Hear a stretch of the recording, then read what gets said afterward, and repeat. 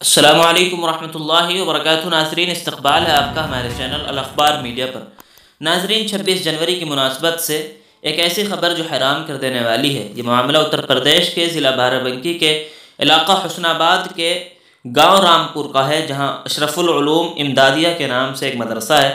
مدرسے والوں نے کل 26 جنوری کی صبح سویرے مدرسے پر ہرے رنگ کا جھنڈا لہرایا، جس پر کچھ عربی عبارت لکھی ہوئی تھی۔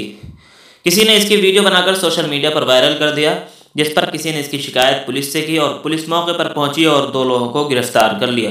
مدرسے کے ذمہ دار حفیظ کا کہنا ہے کہ 15 سالوں سے ہر جمعرات کے دن صبح 8 بجے اسی طرح جھنڈا لہرایا جاتا ہے، ہم ترنگا نہیں لگاتے ہیں۔